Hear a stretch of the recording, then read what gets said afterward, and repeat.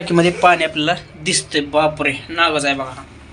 तर बघा त्याच्या फाण्याच्या पाठीमागचा मोड लिपीतला 10,000 पुसट दिसतोय. अजून त्यानं फाना पसरवलेला नसल्यामुळं पुसट दिसतोय.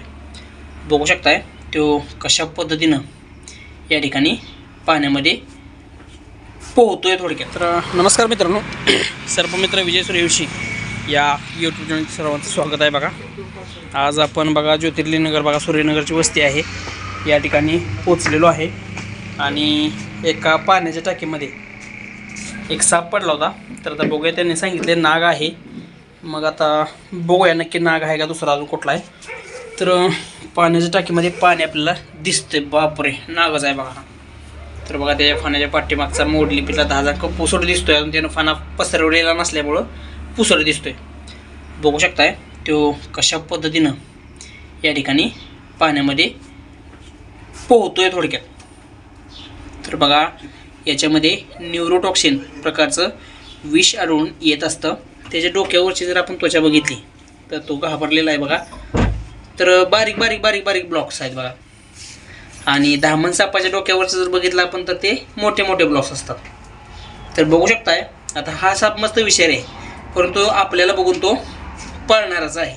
कारण सगळे साप भित्रे असतात आणि माणसाची हालचाल चाहूल जाणवली की ते पळून जात असतात बघा. आपण जरा जर हल्लो तर तो पाठीमागं सरकतोय. म्हणजे लक्षात घ्या तो सरकला पाठीमागं, म्हणजे आपली सावलीसुद्धा त्याला भीती वाटते आपल्या सावलीची. लक्षात घ्या, साप कधीही स्वतःहून कुणाला चावत नसतात.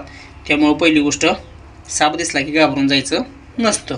तर तो आता आतमध्ये गेलाय, त्याला आता कशा पद्धतीने बाहेर काढता येईल ते आपण बघूया. आपली सावली दिसल्यामुळे तो घाबरलेला आहे. तर बघा मित्रांनो, की आता एक मनामध्ये तुमच्या प्रश्न आला असेल की या टाकीतलं पाणी वापरलं तर चालेल का. तर लक्षात घ्या, साप विषारी जरी असला तर तो पाण्यामध्ये विष सोडत नसतो. त्यामुळं हे पाणी तुम्ही बिनधास्तपणे वापरू शकता. तर बघा मित्रांनो, हा इंडियन स्पेक्टिकल्ड कोब्रा आहे. हायली वेनमस असतो बघा. आणि याच्यामध्ये न्यूरोटॉक्सिन प्रकारचं विष आढळून येत असतं. आणि ज्या वेळेला हा साप ॲग्रेसिव्ह होतो त्याच वेळेला तो फणा वगैरे दाखवत असतो. बघू शकताय त्याला आपण बाहेर घेतलेला आहे. आता बऱ्याच वेळ तो पाण्यामध्ये थांबला होता आणि थोडासा दिसल्यानंतर आपण त्याला लगेच शेपटीला पकडून बाहेर उचललेलं आहे. तर बघा, गहू चिटकवल्यासारखी त्वचा असली की त्याला लगेच आपण ओळखू शकतो.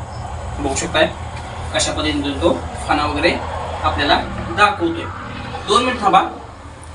तर बघा की हा स्पेक्टिकल कोब्रा आपल्याला वॉर्निंग कसा देतोय बघा. म्हणजे त्याला आपल्याला भीती दाखवायची आहे म्हणून तो आपल्याला वॉर्निंग देतोय. आता जीभ बाहेर काढतोय. तुम्ही बघितलं असेल गुलाबी रंगाची जीभ आहे आणि शेंड्याला थोडीशी काळपट जांभळा आहे. तर बघा की दुभागलेली जीभ असते. सरपटणारे जेवढे जीव आहेत त्यांचं दुभागलेली जीभ असते. आणि याच्या पाठीमागं मोडी लिपीतला 10चा जो अंक आहे तर तुम्हाला मी दाखवण्याचा प्रयत्न करतो. असं जर पकडलं या बाजूला त्यानं फाना काढला माझ्या तर तो बघू शकतात त्याला म्हणायचं मोडी लिपीतला 10चा अंक.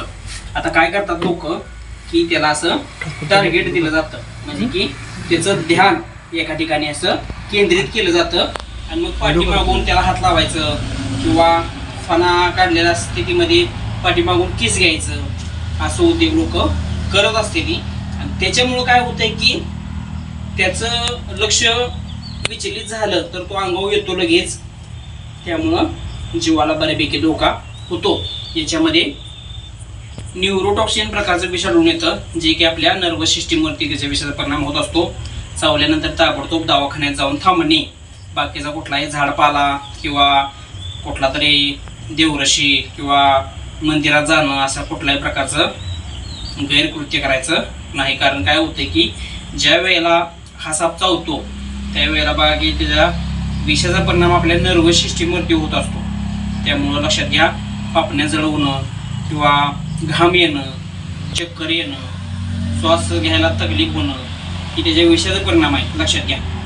त्यामुळं वेळ न वाया घालवता डायरेक्ट दवाखान्यात जाऊन थांबायचं असतं. तर बघा मित्रांनो, आपण त्याला अगदी सुरक्षितपणे पकडलेलं आहे. तो कशा पद्धतीने पूर्व चेतावणी देतोय आपल्याला बघू शकता. फण्याच्या पाठीमागचं मोडली पिठा हा चांगला तुम्हाला दिसत असं बघू शकताय. आता मी या साईजनं हात घेतलाय पाठीमागे, त्याचं लक्ष माझ्या बुटाकडे आहे बघू शकताय. मग याचाच गैरफायदा लोक घेऊन पाठीमागनं हात लावून वगैरे अशी कामं करत असतात. परंतु बघा, जो चांगला सर्प मित्र आहे, ज्याला फक्त जीवच वाचवायचं काम करायचं आहे, स्टंट कुठल्या प्रकारचं करायचं नाही, तर तो कधीही चुकीचं काम करणार नाही. लक्षात घ्या. असं होतंय की 4 व्ह्यूज मिळाव्यात या उद्देशानं लोक असं उद्योग करत असतील. लक्षात घ्या, त्या सापाला छेडलं जातं, त्रास दिला जातो. त्यामुळं कुणीही लक्षात घ्या, सापाला त्रास होईल असं कुठलंही कृत्य करायचं नाही. थोडेसे व्ह्यूज कमी मिळाले तरी चालतील, पण फक्त माहिती लोकांना व्हावी एवढाच आपला उद्देश आहे. व्ह्यूसाठी आपण साप पकडत नाही. तर आपण त्याला बरणीमध्ये एका पॅक करून घेऊया. तर बघा मित्रांनो, हा स्पॅक्टिकल्ड कोब्रा आपण कशा पद्धतीनं त्याला एका बॅगच्या साह्यानं, पाईपच्या साह्यानं त्याला बॅगमध्ये फिट करतोय तुम्ही बघू शकताय. त्याला थोडंसं आपण खाली घेतोय आणि खाली घेऊन त्याला थोडंसं बीळ असल्यासारखं दाखवतोय आणि त्यानं तो काय करणार आहे, आतमध्ये जाण्याचा प्रयत्न करणार आहे. निघाला होता तो, जरा आत घालायला पाहिजे होती पाईप.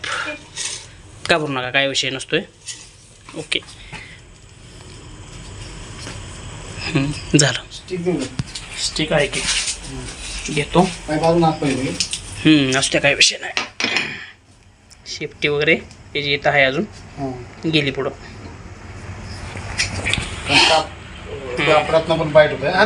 होतं हात नाही लावायचं त्याला. बरोबर आहे अगदी. नाही, हात बाईट होती कापडात. बरोबर आहे त्यांचं. त्यामुळं आपण पुढं नाही हात घालायचा, काय असेल ती स्टिकच्या अलीकडं. तर भेटूया मित्रांनो नवीन व्हिडिओमध्ये. तोपर्यंत काळजी घ्या. आता मी याची गाठ मारून घेतो.